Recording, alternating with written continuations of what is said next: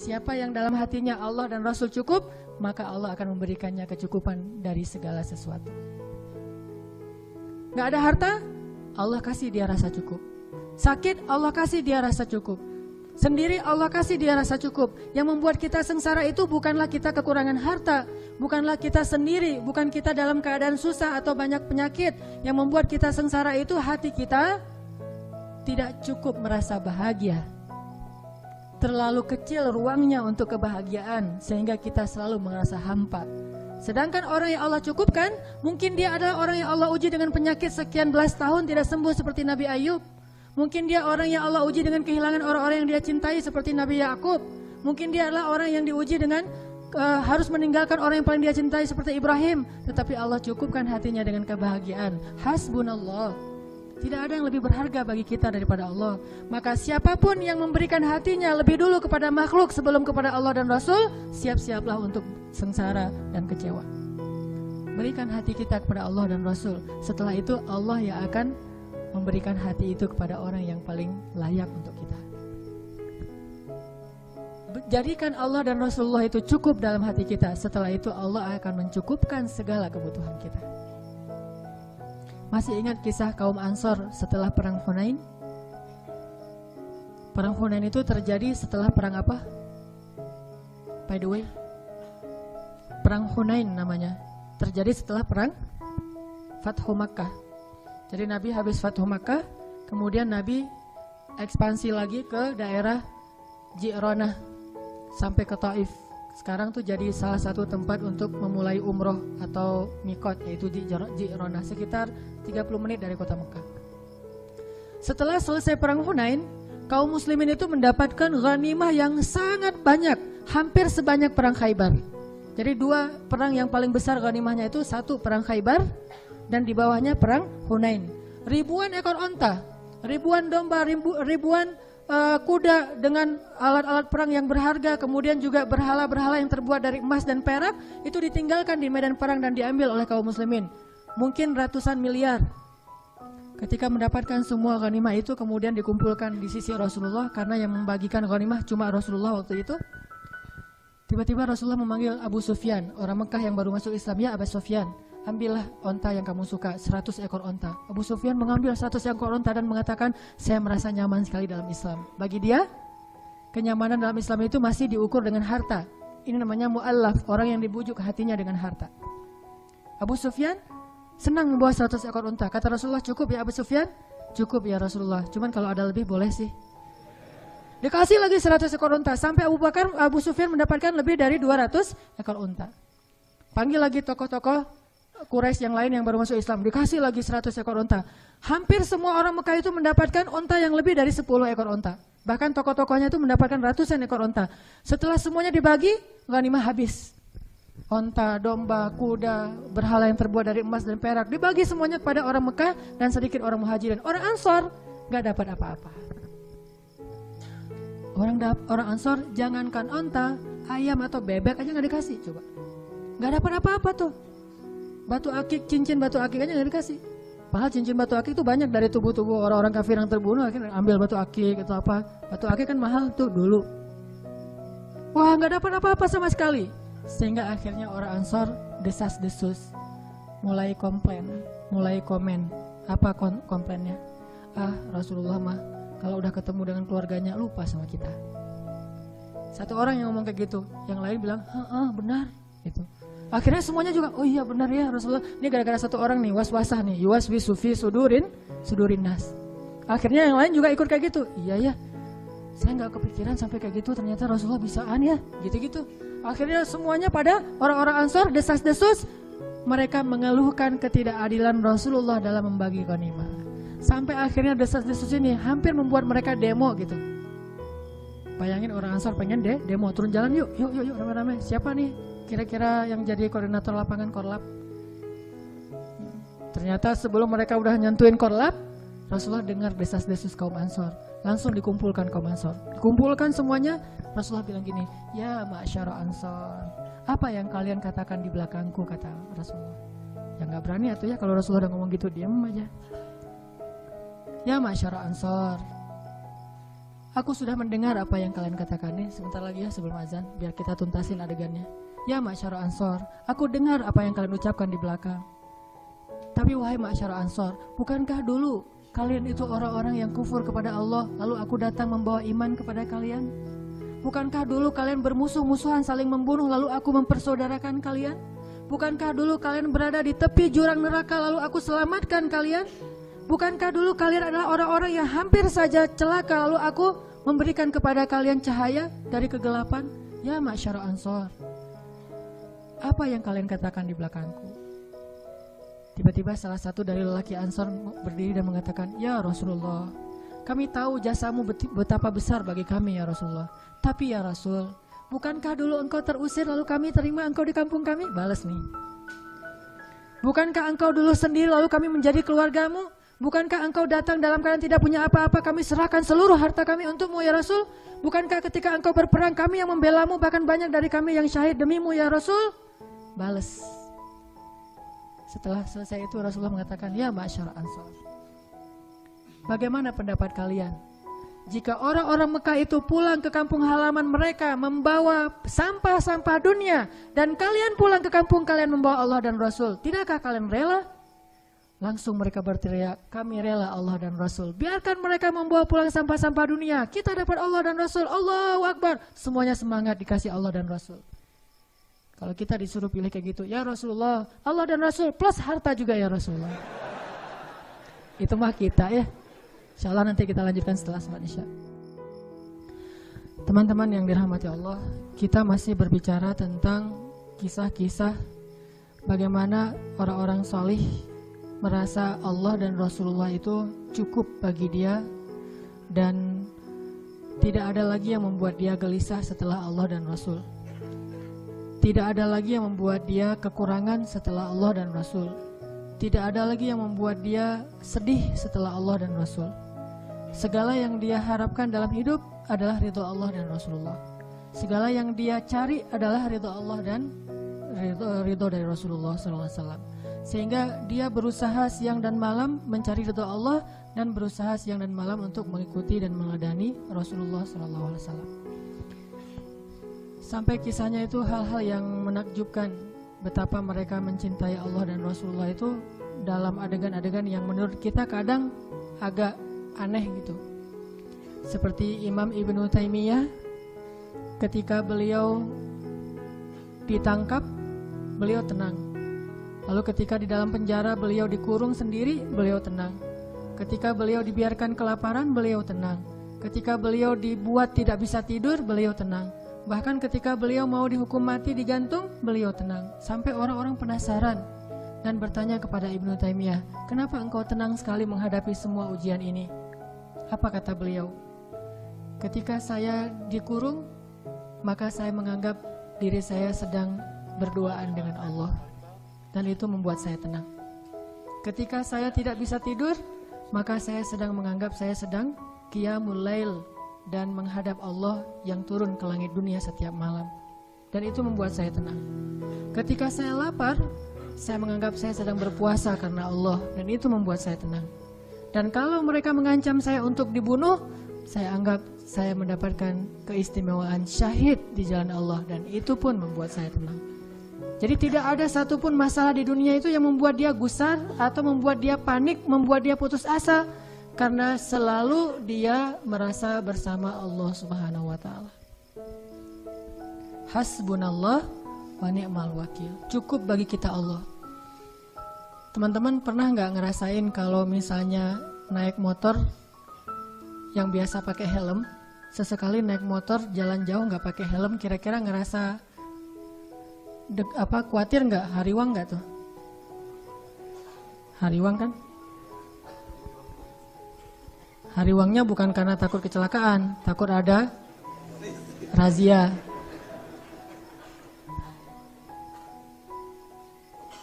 Terus ketika jalan pakai helm, helmnya tuh yang udah standar SNI misalnya, udah bagus, rasanya gimana? Merasa lebih tenang dengan pakai helm? Tawakalnya kepada helm. Jalan, mobil kita tuh ada asuransinya. Dengan jalan dengan mobil tidak ada asuransinya, secara normal lebih nyaman yang mana? Yang ada asuransi. Perasaan tenang, perasaan cukup, perasaan tidak khawatir karena pakai helm, karena pakai asuransi, karena jalannya dengan seorang teman yang badannya gede misalnya. Jalan kita kemana gitu ya, ke tempat-tempat umum yang kadang-kadang kita nggak tahu ada orang macam-macam, tapi kita jalannya tuh bareng teman yang dia tuh sebutlah kolonel muda, pakai baju loreng, dia bawa pistol kemana-mana, jalan sama dia. Kita kan agak kebawa-bawa gaya-gaya dikit ya, soalnya ada teman. Begitu dia nggak ada, ciut langsung gitu. Kenapa bisa kayak gitu? Karena merasa tenang, cukup dengan ada orang-orang yang kita anggap bisa melindungi kita, dengan ada hal-hal yang bisa melindungi kita. Apakah kalau kita membaca doa ketika kita meninggalkan rumah kita ngerasa tenang seperti pakai helm? Kalau belum baca doa, astagfirullah, ternyata saya belum baca doa. Subhanalladzi sakharana hada. Pas sudah selesai baca doa, udah tenang nih. Nyetirnya tenang nih. Kenapa? Udah baca doa.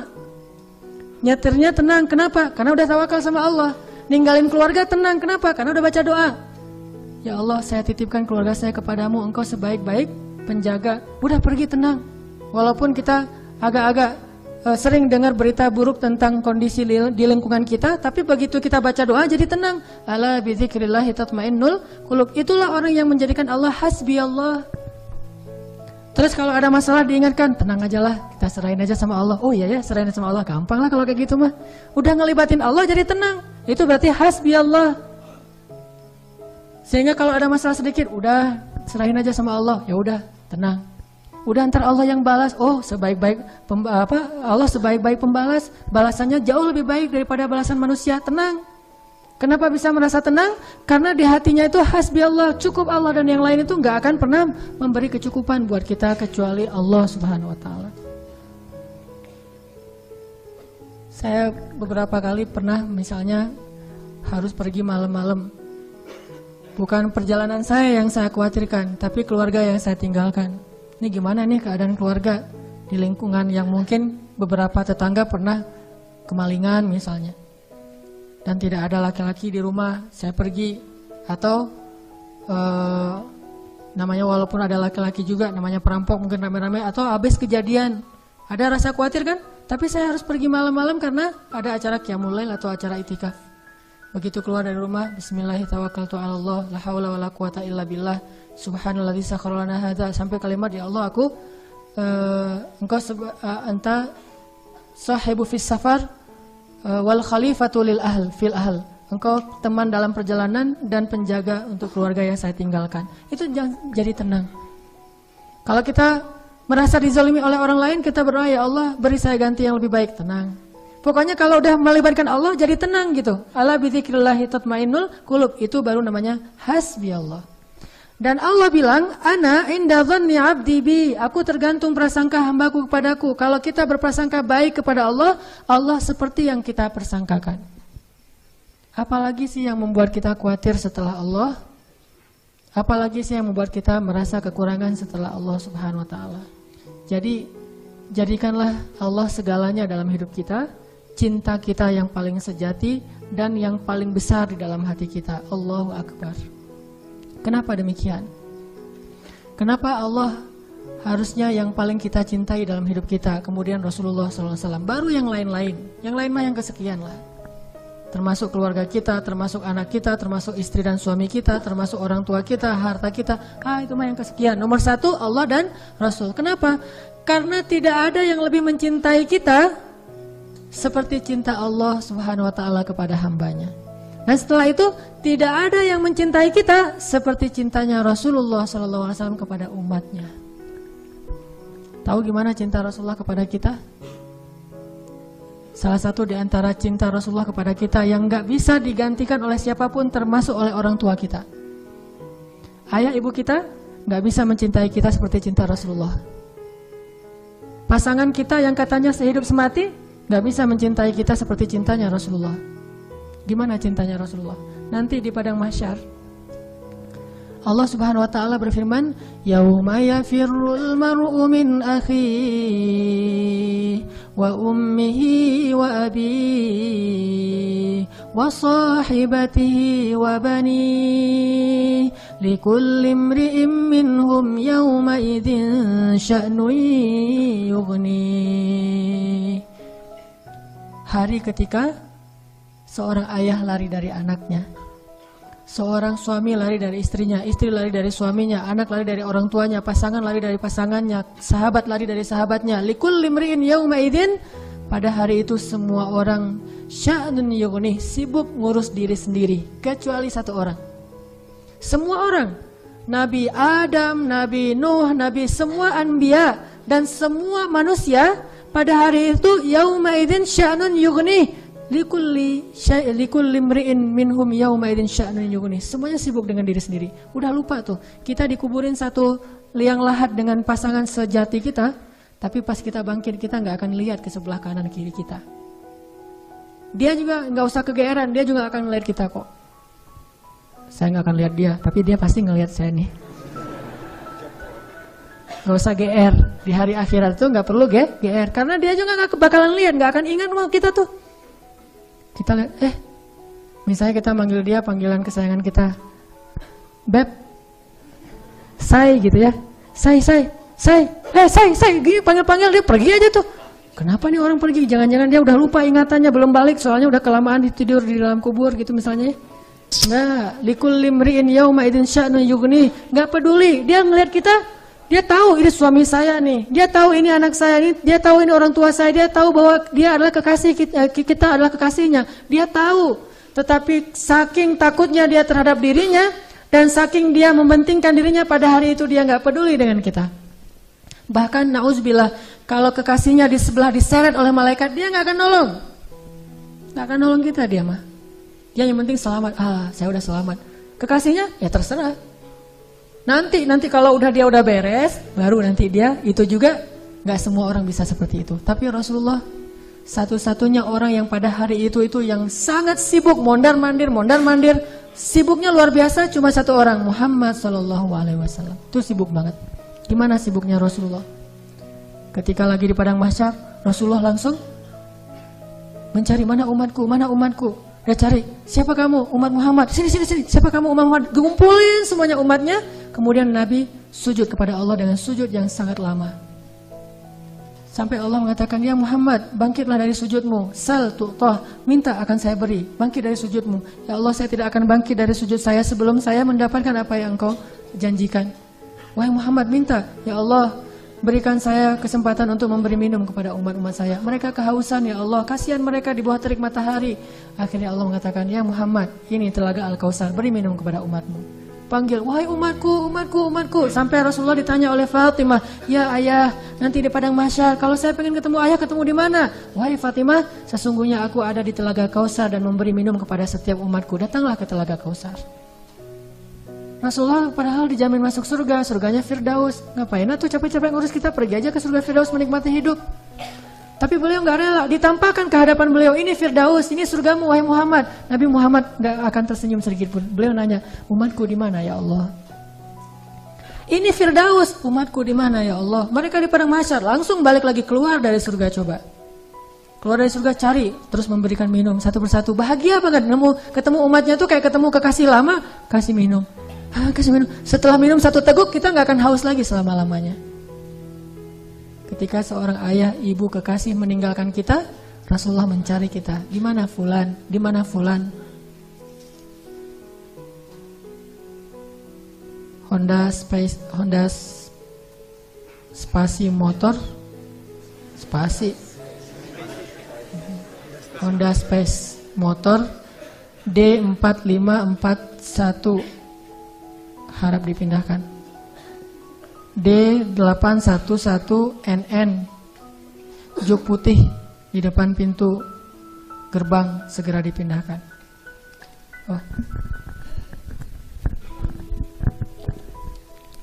Cek. Tadi sampai di mana? Sampai spasi. Cobain aja nih. Apa?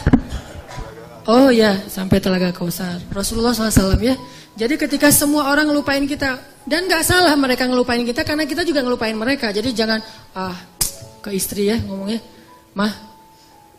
Mama, papa gak akan cinta-cinta banget sama Mama. Kenapa Pak? nanti mama pasti akan ngelupain papa. Enggak kok pak, nggak akan lupa. Lupa. Kapan pak? Nanti di akhirat. Oh iya, papa juga gitu kan? Iya sih. Di situ emang semua orang saling melupakan, dan saling melupakan itu bukan karena Allah mencabut memori dan ingatan kita, karena memang kita mementingkan diri sendiri kecuali Rasulullah SAW. Di mana umatku ya Allah? Kasih minum satu-satu. Setelah dikasih minum, Rasulullah SAW sujud lagi. Ya Muhammad, kenapa engkau sujud? Sujudnya lama banget sambil menangis di hadapan Allah. Ya Rabbi, ya Rabbi, ya Rabbi. Terus Allah mengatakan, bangun ya Muhammad, aku berikan apa yang kau minta. Ya Allah, selamatkanlah umatku dari sirat. Langsung Nabi meminta kepada Allah kayak gitu, kata Allah, maka tunggulah mereka di ujung sirat.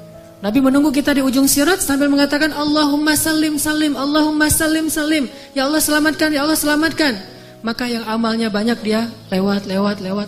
Ada juga yang jatuh ke dalam neraka. Rasulullah ketika tahu umatnya masih banyak yang di dalam neraka, langsung sujud lagi di hadapan Allah. Sujud yang sangat lama. Allah mengatakan, ya Muhammad, bangkitlah dari sujudmu, apa yang kau inginkan? Ya Allah, selamatkanlah seseorang dari api neraka yang di dalam hatinya ada iman walaupun sekecil biji kurma. Akhirnya kata Allah, selamatkan mereka yang ada iman sekecil biji kurma di dalam neraka. Nabi langsung pergi ke pintu neraka, mencari umatnya. Wahai malaikat, cari umat saya yang ada iman sekecil biji kurma dan selamatkan mereka. Dikeluarin. Ketika ketemu dengan Rasulullah, mereka dalam keadaan habis disiksa luar biasa. Wajah mereka, tubuh mereka rusak parah. Rasulullah melihat mereka dengan air mata, kasihan, memeluk mereka, dipersilakan masuk ke surga. Setelah selesai, udah gak ada lagi, malaikat udah gak ada lagi. Balik lagi ke hadapan arasy Allah. Di bawah arasy Allah, Nabi sujud lagi yang lama. Dalam sujud lama itu kemudian Nabi menangis. Allah berkata, ya Muhammad, kenapa menangis? Ya Allah, selamatkanlah umat saya dari api neraka yang mereka di dalam hatinya ada iman sekecil biji jagung. Sekecil jagung. Kata Allah, aku izinkan. Akhirnya Nabi Muhammad lari lagi ke neraka. Wahai malaikat, keluarkan yang ada iman sekecil jagung. Keluar lagi sekian ribu, sekian juta umat Nabi Muhammad. Udah selesai semua, udah gak ada sisa. Balik lagi di bawah arasy Allah. Sujud lagi yang lama, nangis lagi sepanjang waktu yang cukup lama. Sampai Allah bertanya, ya Muhammad, bangkit. Apa yang kau inginkan ya Allah? Keluarkanlah umatku yang di dalam neraka, yang di dalam hatinya ada iman sekecil biji sawi, zarrah. Kata Allah, aku izinkan. Lari lagi ke neraka, selamatin lagi. Balik lagi, sujud lagi, ya Allah. Kata Allah, ya Muhammad, apa lagi ya Muhammad? Bukankah aku sudah menyelamatkan banyak dari umatmu? Ya Allah, demi kasih sayang yang engkau miliki, selamatkanlah umatku yang mereka tidak punya amal kecuali hanya mengatakan la ilaha illallah. Kata Allah, aku izinkan. Nabi Muhammad kemudian lari ke neraka menyelamatkan kita dengan seizin Allah. Makanya Nabi mengatakan, katakan la ilaha illallah, baru aku bisa menyelamatkan kalian. Ketika pamannya mau meninggal, apa kata Nabi? Wahai paman, ucapkan kunci surga la ilaha illallah biar aku bisa nyelamatin paman. Walaupun gak ada amal sama sekali, tapi pamannya dengan takdir Allah tidak mengucapkan. Sibuk Rasulullah sepanjang padang mahsyar yang panas, kemudian di sirat, kemudian di depan pintu neraka, terus sibuk untuk memikirkan ummati, ya Rabbi, kaifa ummati, gimana umatku ya Allah. Rasulullah hanya membukakan pintu surga untuk kita, tapi beliau tidak masuk surga. Kita yang disuruh masuk surga, beliau keluar lagi, sibuk lagi dengan yang lain. Kita yang difikirkan oleh Rasulullah SAW. Apakah orang tua kita bisa melakukan itu nanti di akhirat? Tidak. Cinta yang paling besar dari Rasulullah. Gak lupa sama kita, kenal juga enggak.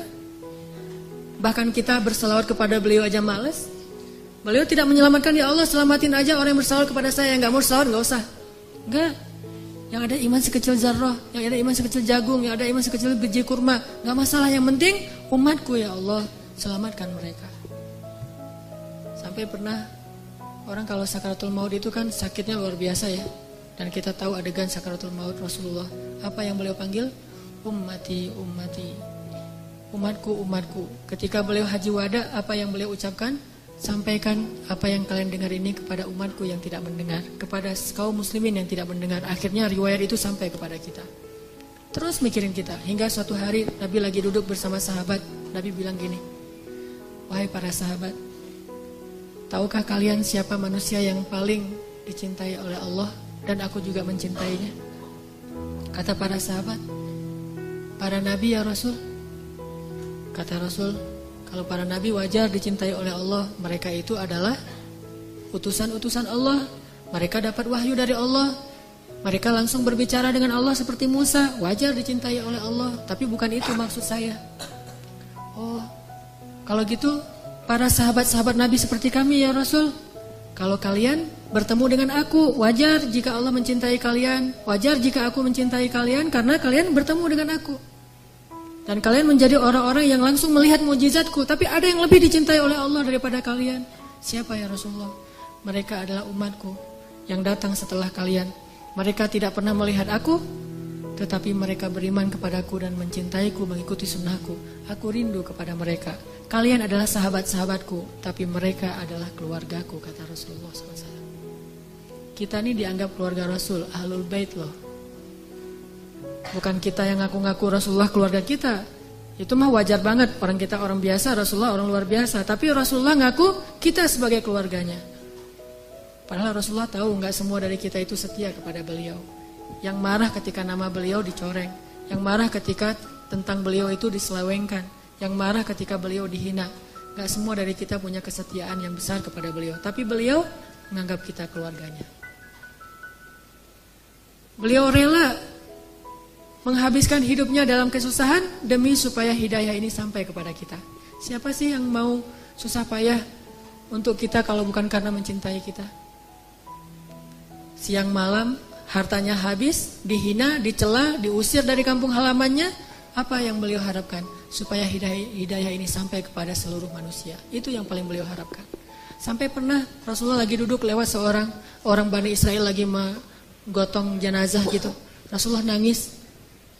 Lalu para sahabat bertanya, ya Rasulullah, kenapa engkau menangis? Kan yang meninggal itu bukan muslim tapi Bani Israel. Kata Rasulullah, saya menangis karena saya belum sempat mendakwahi dia sehingga dia mati dalam keadaan kufur. Saking cintanya Rasulullah kepada umatnya. Dan bahkan dengan seizin Allah, Rasulullah SAW sering berdoa untuk kita. Di antara doa-doa yang sering beliau ucapkan di malam hari ketika beliau tahajud. Beliau kalau tahajud itu bukan ngedoain diri sendiri, Allah masukkan saya ke surga, bukan. Justru itu Allah menjaminkan itu kepada beliau karena beliau sering mendoakan kita. Ya Allah umatku di Palestina, ya Allah umatku di Syam, ya Allah umatku di Yaman dan yang mengikuti arah Yaman dan seterusnya sampai ke kita. Semuanya didoakan di dalam solat malamnya Rasulullah SAW. Sehingga akhirnya hidayah ini sampai kepada kita.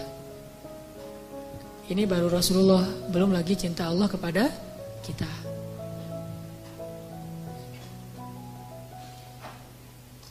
Masih ingat dengan ayat Qul ya ibadiyalladzina asrafu ala anfusihim Qul ya ibadiyalladzina asrafu ala anfusihim La taqnatu min rahmatillah. Allah berfirman kepada orang-orang yang banyak dosa seperti kita, yang pernah berzina, yang pernah minum khamar, yang mungkin pernah membunuh, yang pernah makan riba, yang pernah mengambil hak orang lain secara tidak benar, yang pernah melakukan dosa diam-diam, yang pernah ragu sama Allah, yang pernah diam-diam menuduh Allah dengan tuduhan-tuduhan yang gak pantas kepada Allah, yang banyak dosa, yang kotor, hina, dina. Allah bilang, ya ibadi, hambaku, gitu. Lembutnya panggilan Allah kepada kita. Allah gak menganggap, wahai manusia, wahai pendosa, wahai orang yang hina. Enggak, Allah bilang, Qul ya ibadiyalladzina asrafu ala anfusihim. Bilang kepada hamba-hambaku yang banyak dosa. Tapi Allah gak bilang yang banyak dosa, yang melampaui batas terhadap dirinya. Lembut sekali bahasa Allah. Udah banyak dosa, Allah masih memanggil kita hamba. Sama kayak seorang ibu, anaknya udah durhaka siang malam kepada ibunya, ibunya masih memanggil kepada anaknya, anakku, gitu. Gak marah sama sekali. Bahkan ketika kita melakukan dosa, diam-diam di malam hari, tidak ada yang melihat kecuali Allah, kemudian cuma satu malaikat yang mencatat. Allah Subhanahu wa ta'ala berbisik kepada malaikat itu, jangan catat dulu, mungkin besok dia akan bertobat. Dan jangan kabarkan ini kepada malaikat yang lain. Allah kalau kita buat dosa diam-diam, Allah tutupi aib kita, gak mau ngasih tahu kepada yang lain. Tapi begitu kita taubat, Allah langsung mengatakan, wahai para malaikat, lihat hambaku itu, dia bertaubat. Giliran kita beramal soleh, Allah umumkan. Giliran kita buat dosa, Allah diam aja. Allah ngelihat, Allah maha syahid, maha alim, maha khabir. Allah menyaksikan yang kita lakukan di malam hari. Allah ngelihat hambaku. Ketika Allah melihat hambaku, Allah kasihan sama kita. Kenapa engkau melakukan itu wahai hambaku? Malaikat mau mencatat, wahai malaikat tunggu dulu ya. Besok dia mau bertobat mungkin. Dan Allah nggak akan manggil, hei malaikat semuanya lihat nih hambaku lagi berbuat dosa. Enggak, ditutup ya aib kita. Besok ditunggu sehari. Oh, malaikat ya Allah nih udah besok nih. Ntar dulu, ntar malam mungkin dia tobat. Allah membuka pintu taubat untuk dosa siang hari di malam hari. Allah buka pintu taubat di malam hari untuk dosa di siang hari dan membuka pintu taubat di siang hari untuk orang yang berdosa di malam hari. Oh tunggu nanti malam dia mungkin bertobat. Udah malam ya Allah dia udah tidur. Mungkin bentar lagi dia bangun. Gak bangun juga. 24 jam Allah nunggu kita. Gak boleh catat dulu. Hari pertama gak bertobat. Gak datang kepada Allah. Tunggu nanti hari Jumat. Siapa tahu pas hari Jumat dia datang bertobat kepadaku. Allah tunggu di pintu masjid. Mana hambaku yang itu gak datang-datang. Allahu Akbar, Allahu Akbar. Kita masih sibuk di rumah. Kita sibuk di pasar. Kita sibuk bekerja. Kita menunda-nunda. Alasannya kita macet di jalan. Allah tunggu kita di masjid. Di mana? Di depan mihrab. Begitu imam mau naik ke atas mimbar.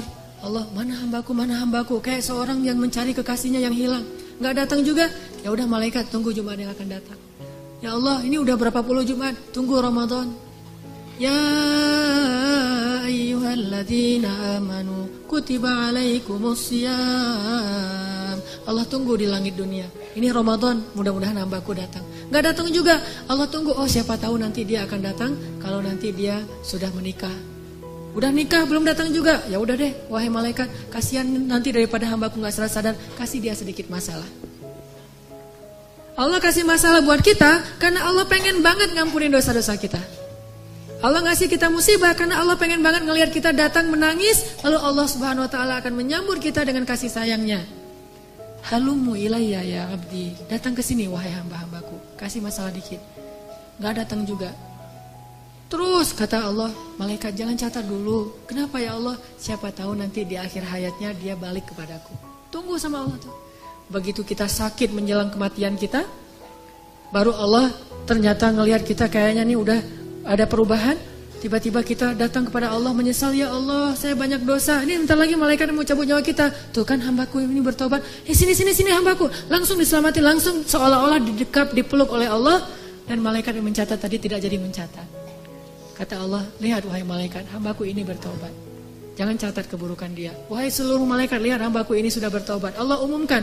Lalu Allah mendekap kita dengan kasih sayangnya. Allah mengampuni seluruh dosa-dosa kita. La ubali, kata Allah. Wahai hamba-hambaku, jika kalian datang kepadaku meminta ampun, padahal kalian memiliki dosa sebanyak langit dan bumi, akan aku ampunkan dosa kalian semuanya. Wala ubali, dan aku tidak peduli sebanyak apa dosa itu. Kalian datang kepadaku meminta ampun, walaupun kalian sekian puluh tahun berdosa kepadaku, aku ampuni. La ubali, aku tidak peduli berapa lama kalian berdosa kepadaku. Sejenak saja kalian bertobat, aku ampuni. Kurang apa coba? Dan bukan hanya menunggu. Ketika kita jauh dari Allah, kita nggak ingat sama Allah, kita kadang-kadang berkhianat kepada Allah, kita mengabaikan Allah Subhanahu Wa Taala. Sepanjang Allah menunggu, Allah juga terus membimbing kita. Kalau kita salah jalan, Allah kasih petunjuk. Dapat petunjuk nih, gimana petunjuknya? Gak sengaja tiba-tiba kita dapat nasihat dari orang soleh. Gak sengaja mendengar suatu ceramah yang kita banget. Ah nih penceramahnya kayak kenal saya nih. Kenapa bisa gitu? Allah yang buat demikian. Allah kasih kita jalan. Jadi ibaratnya ada orang yang sering kita sakitin, kita ledekin, kita hina, kita khianatin, kita sakitin. Tapi ketika kita salah jalan, dia bilang, enggak kesini jalannya, yang itu yang benar tuh, yang benar ini mas sesat, bahaya nih, kamu nanti bisa celaka. Masih nolongin kita kalau kita tersesat. Allah Subhanahu Wa Taala masih melindungi kita dari kecelakaan. Kalau bukan karena Allah sabar banget menunggu kita bertaubat, pasti Allah sudah melaknat dan membinasakan kita sejak awal kita berbuat dosa. Tidakkah Allah cukup buat kita? Nikmat yang kita rasakan siang dan malam padahal kita gak sholat. Coba, harusnya kalau gak sholat itu langsung dibinasain ya. Tapi kita gak sholat, Allah kasih nikmat. Jangan berpikir sekolah yang membuat kita sekarang itu bisa mengenal hak dan batil. Karena banyak orang yang sekolah tetapi tidak bisa membedakan hak dan batil. Jangan berpikir orang lain yang menyadarkan kita. Sesungguhnya Allah lah yang menyadarkan kita. Sehingga dengan cara Allah akhirnya kita berubah 100%. Dari dulunya gak bisa ngaji sama sekali, sekarang bisa belajar ngaji dan bahkan udah bisa ngaji. Yang dulunya sama sekali jangankan masuk ke masjid, ngelihat masjid juga kadang-kadang males gitu, sekarang bisa jadi orang yang di shaf pertama masjid, bahkan jadi imam, jadi muazin. Rahmat dari siapa kalau bukan dari Allah Subhanahu wa taala? Nanti di akhirat dengan dosa kita yang banyak, tapi sekali kita mengatakan astagfirullahalazim, itu udah cukup untuk Allah punya alasan mengampuni semua dosa-dosa kita. Kita mencela Allah 1000 kali, lalu kita bilang astagfirullah sekali, 1000 kali itu Allah lupain. Udah gak apa-apa, aku ampunkan dosa hambaku. Saking senangnya Allah kepada kita yang bertobat, itu seperti kalau bahasa Nabi mah seperti seorang keluarga, satu keluarga yang menunggu kedatangan orang yang paling dia cintai yang pergi jauh dan lama tidak pulang. Begitu dia datang, mereka akan menyambutnya dengan sangat bahagia. Kalau kita berbuat keburukan, Allah kasih kita satu dosa supaya gampang diampunin. Tapi kalau kita berbuat kebaikan, Allah kasih kita 10 kali pahala supaya bisa menutupi dosa-dosa kita. Allah maha baik kepada hamba-hambanya. Rasulullah SAW setia banget sama kita. Maka cukuplah Allah dan Rasul yang paling kita cintai dalam hidup kita. Maka setelah itu kita tidak akan sengsara lagi. Teman-teman yang dirahmati Allah Subhanahu wa taala, ada seorang laki-laki yang buta, lumpuh, tua, sendiri sebatang kara, miskin, tinggal di sebuah gubuk. Lalu datanglah seorang sahabat Nabi, Abu Ubaidah bin Jarrah, melihat keadaannya, tetapi melihat dia tersenyum aja. Abu Ubaidah bertanya, "Ya Syekh, Anda ini buta, miskin, fakir malah, sendiri, tinggal di gubuk, gak ada yang ngerawat. Udah gitu lumpuh lagi, udah tua renta, lemah luar biasa. Tapi kenapa Anda terlihat wajahnya berseri-seri, bahagia, dan selalu mengatakan Alhamdulillah, Alhamdulillah, Alhamdulillah." Abu Ubaidah bertanya, "Kenapa engkau sangat bersyukur? Apa nikmat yang engkau dapatkan?" Kata Syekh ini, "Saya merasa orang paling beruntung di muka bumi." Lah, kayak gini keadaannya tapi ngerasa paling beruntung di muka bumi. Kenapa engkau merasa paling beruntung di muka bumi? Ya, Allah memberikan kepada saya 2 nikmat yang tidak diberikan kecuali kepada orang yang sedikit sekali. Nikmat yang sangat berharga. Nikmat apa itu, hai Syekh? Lisanan dzakira wa qalban syakira. Allah berikan kepada saya 2 nikmat, yaitu lisan yang senantiasa bisa terus berzikir dan hati yang selalu bisa bersyukur. Dan saya merasa sangat bahagia dengan 2 nikmat itu. Lisan yang terus berzikir, hati yang terus bersyukur. Dan itu sudah cukup buat saya. Artinya apa? Orang kalau sudah menjadikan Allah segalanya dalam hidupnya, bisa menyebut nama Allah aja, bisa mensyukuri nikmat Allah yang walaupun kalau dilihat orang lain tidak ada nikmatnya, kecuali yaitu lisan yang bisa berzikir, itu udah membahagiakan. Gimana dengan kita yang bukan orang tua, bukan orang miskin, bukan orang fakir, bukan sebatang kara, bukan orang buta? Kenapa kita tidak bisa bahagia seperti dia? Karena kita tidak menjadikan Allah segalanya dan cukup di dalam hati kita. Karena Allah tidak segalanya dan cukup dalam hati kita. Padahal kalau kita libatkan Allah dalam hidup kita, Allah akan selesaikan semua urusan kita. Masih ingat kisah 2 orang yang saling berhutang tapi pakai nama Allah? Kita mah kalau berhutang pakai apa? Notaris ya, juru tulis, pakai admin, pakai saksinya manusia. Ini enggak, Allah yang dilibatin. Jadi ada 2 orang, dua-duanya soleh, saling berhutang. Si A berhutang ke si B, kata si A, "Akhi, boleh saya berhutang, saya butuh uang." "Oh boleh. Dikasih duit berapa? 100 dinar, dikasih 100 dinar. Setelah dikasih 100 dinar, yang punya uang bilang, "Ini nanti saksinya siapa nih? Kita cuma berdua." Kata orang yang berhutang, "Boleh enggak kalau saksinya Allah?" Kata yang memberi hutang, "Oh kalau Allah boleh. Allah tuh sebaik-baik saksi." "Ya saya setuju, ya udah saya serahin nih duitnya." Allah sebaik-baik saksi. Udah gitu kepikiran lagi, nanti bayarnya kapan? Beri saya waktu 1 tahun. Kalau kamu nanti 1 tahun gak sanggup bayar, gimana jaminannya? Siapa yang menjamin? Kata orang itu, "Boleh gak? Saya emang gak punya jaminan apa-apa. Kalau Allah aja yang menjamin, boleh gak?" Kata dia, "Allah? Ya, wah Allah sebaik-baik penjamin. Boleh banget. Bang, kalau Allah yang menjadi penjamin, udah gak khawatir dah." Ya udah, sah gitu, udah ambil duitnya 100 dinar. Pulang dia, ternyata beda pulau. Selang beberapa lama setelah jatuh tempo, dia udah ngumpulin uang 100 dinar, mau dia balikin, dia mau nyebrang nih. Ternyata dengan seizin Allah, takdir Allah terjadi badai, sehingga tidak ada perahu yang berani menyeberang. Yang punya uang, nungguin di balik lautan, dia nunggu di pantainya. Mudah-mudahan hari ini dia datang membayar hutang saya, karena saya kenal dia orang yang jujur, amanah, baik hati, pasti dia akan datang. Ditunggu, nggak datang-datang. Ternyata dia nggak bisa nyebrang. Tapi sebelum orang yang tadi mau nganterin duit itu pulang, karena dia sudah janji mau datang, dia paksain, akhirnya uang itu dia taruh di dalam sebuah batang kayu, kemudian kayu itu dia hanyutkan ke dalam lautan sambil berkata, "Ya Allah, dulu ketika kami berhutang," dia bertanya, "Siapa saksi?" Saya bilang, "Engkau lah saksi." Kata dia, "Engkau sebaik-baik saksi." Lalu dia bertanya, "Siapa yang menjamin?" Saya bilang, "Engkau lah penjamin." Kata dia, "Engkau sebaik-baik penjamin." Ya Allah, saya sudah melibatkan Engkau dalam urusan kami, dan dia juga ridho dengan hal itu. Hari ini dengan takdirmu saya tidak bisa menyeberang. Mudah-mudahan dengan saya mengirimkan uang lewat sebatang kayu ini, Engkau menyampaikan kepada orang itu, karena Engkau sebaik-baik saksi dan sebaik-baik penjamin. Dihanyutkan, Bismillahirrahmanirrahim. Orang yang nunggu di seberang, karena udah sore akhirnya dia pulang. Sebelum dia pulang, dia lihat ada sebatang kayu yang terapung-apung. Dia ambil untuk jadi kayu bakar di rumahnya untuk menghangatkan tubuh. Pas dia belah di rumahnya, dia temukan bungkusan dan dia buka, ada uang 100 dinar. Ada surat di situ, "Akhi, maaf saya nggak bisa menyeberang, soalnya terjadi badai yang luar biasa di sebelah sana. Tetapi saya coba titipkan ini kepada sebaik-baik saksi dan sebaik-baik penjamin Allah, mudah-mudahan sampai kepadamu." Ketika dia baca itu, dia langsung bertakbir, Allahu Akbar, hasbunallah wa ni'mal wakil. Mungkin kita nggak bisa kayak gitu dalam hutang piutang. Mau hutang piutang kayak gitu? Kita datang ke salah satu finance, "Pak, saya mau kredit motor." "Oh ya Mas, silakan kredit motor nih, ada beberapa produk nih dari kita nih yang setahun, 2 tahun, 3 tahun. "Oh boleh, saya mah 3 tahun aja biar gampang gitu." "Oh ya. Jaminannya apa? Ada BPKB atau apa gitu? Atau slip gaji atau apa?" "Boleh nggak? Allah aja yang jadi jaminannya." Ada yang mau kayak gitu?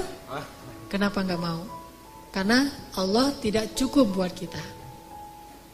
Mungkin cukup buat kita, tidak cukup buat orang yang berhutang. Kita mah udah baik-baik. Oh, Allah sebaik-baik saksi, Allah sebaik-baik penjamin. Wah, orang kayak gini nih bakalan rugi. Kenapa? Semua transaksi dia tuh gagal karena dia berhadapan dengan orang yang tidak beriman. Tetapi kalau sama-sama beriman, masalahnya satu beriman, satu tidak. Memang gak akan rugi, tetap Allah ganti. Cuman masalahnya kan agak-agak melas gitu ya. Gimana uang saya gak balik-balik, ada aja alasan. Saya ketuk pintu rumahnya gak dibukain, saya telepon gak diangkat, saya SMS gak di-read. Ini kalau kita berinteraksi dengan orang yang tidak menjadikan Allah sebagai hasbi Allah. Setidaknya kalau kita bertransaksi, ucapkan Bismillahirrahmanirrahim. Kita mau tidur, Bismillahirrahmanirrahim. Libatin Allah dalam semua aktivitas kita deh. Dan itu cukup sekali buat kita. Gak akan rugi. Satu-satunya nama yang kalau kita ucapkan itu gak rugi adalah nama Allah. Kita nyebutin nama ibu, kadang gak ngaruh. Tapi kalau kita nyebut nama Allah Subhanahu Wa Taala, itu luar biasa buat kita. Bahkan orang yang ahli maksiat pun kalau nyebut nama Allah, Allah selamatkan. Sedikit aja kita nyebut nama Allah, Allah udah langsung mengubah takdir untuk kita. Masih ingat kisah orang laki-laki di zaman Nabi Musa? Nabi Musa tanya kepada Allah, "Ya Allah, siapakah orang yang paling rendah nilainya di matamu di antara umatku?" Kata Allah, "Itu laki-laki yang kalau sholat paling belakang." Cari sama Nabi Musa, "Oh itu yang masbuk permanen." Jadi istiqomah banget untuk masbuk. Asal sholat pasti masbuk. Dan masbuknya itu bukan masbuk rakaat kedua, masbuk salam. Pasti tahiyat terakhir aja dia datang. Kalau sholat Jumat duduk paling belakang dekat teras atau di teras. Giliran selesai salam, yang paling duluan bunyiin kendaraan. Yang pertama nyalain motor. Pulang duluan gitu. Itu tuh yang paling rendah nilainya di mataku di antara umatmu. Oh itu si kakek-kakek buta masbuk terus. Nabi Musa memandangnya sebelah mata. Ini orang pasti ini munafik, pasti ini nggak ada nilainya di apa, pasti dia nggak akan masuk surga. Terus diperhatikan nggak ada perubahan. Sampai suatu saat Nabi Musa ngepoin dia, mana dia kok nggak datang? Ternyata pas ditanya dia udah meninggal dunia.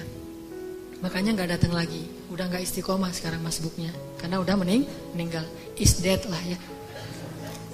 Nabi Musa tanya ke Allah, "Ya Allah, Gimana keadaan orang itu di akhirat? Apakah dia masuk surga atau neraka? Kata Allah, ya Musa, dia itu udah masuk surga. Nabi Musa kaget, hah? Gimana ceritanya ya Allah dia masuk surga? Bukannya dia nggak punya amal sama sekali, sholatnya juga males-malesan, datang ke masjid selalu telat. Kata Allah, ya Musa, tahukah kamu? Suatu hari sebelum dia meninggal, hari terakhir dia sholat dan masbuk, tetap masbuk. Hari terakhir dia sholat, masbuk. Pas dia pulang, dia dibantu oleh seorang pembantu yang bawa dia pulang. Di tengah jalan dia bertanya kepada pembantunya, kita sekarang lagi di mana nih? Kalau dalam riwayat yang lain mengatakan dia kesasar, nggak ada pembantu, kesasar sampai ke tengah lapangan, tanah yang lapang, ketemu orang, dia tanya, mas, saya ini lagi di mana nih? Orang buta. Orang itu mengatakan, bapak lagi ada di sebuah tanah yang luas, tanah yang lapang. Kata dia, enggak, rahmat Allah lebih lapang. Rahmat Allah lebih luas. Cuma itu doang kata-kata dia tuh. Wahai Musa, dia mengatakan rahmatku lebih luas. Dan memang rahmatku luas, wahai Musa. Maka dengan itu, aku ubah takdirnya. Sesungguhnya rahmatku mendahului takdir. Sesungguhnya rahmatku lebih besar daripada kemarahanku. Allah marah sama pembuat dosa. Tapi begitu pembuat dosa ngelirik ke langit dikit aja, Allah langsung perhatiin ada apa gitu. Allah udah langsung, kalau bahasa kita mah kayak kegeeran gitu. Padahal Allah itu maha mulia, gak perlu GR. Tapi Allah saking perhatiannya sama kita, begitu kita ngelirik ke langit sedikit, wahai hambaku pengen berdoa, pas kita bilang astagfirullahaladzim, langsung dihapuskan dosa-dosa kita. Sesungguhnya rahmat Allah, kasih sayang Allah lebih luas daripada kemarahannya. Itulah kenapa kita harus menjadikan Allah segalanya dalam hati kita. Hasbi Allah wa ni'mal wakil. Mudah-mudahan ini bisa menyemangati kita dalam hidup kita. Pokoknya kalau belum udah pakai helm, udah pakai jaket yang tebal, udah pakai sepatu yang benar-benar udah kayak orang naik Harley gitu ya. Padahal naiknya bebek gitu, tapi udah kayak orang naik Harley. Udah lengkap tuh pakaiannya. Jangan pernah merasa aman sebelum mengatakan Bismillahirrahmanirrahim. Udah ikhtiar ini, ikhtiar itu. Jangan pernah merasa cukup sebelum mengatakan Tawakkaltu 'alallah. Pokoknya kalau belum ngelibatin Allah, belum selesai. Kalau udah ngelibatin Allah, yang lain belum selesai, insya Allah Allah selesaikan. Allah cukupkan. Allah berikan jalan keluar untuk kita. Wa may yattaqillaha yaj'al lahu makhraja. Itulah modal hidup kita. Mudah-mudahan itu bisa menjadi obat hati kita. Mudah-mudahan juga menjadi solusi dalam masalah-masalah kita. Marilah kita tutup dengan sama-sama berdoa. Semoga Allah memberi kita hidayah dan menyayangi kita sebagaimana Allah menyayangi para anbiya dan orang-orang saleh.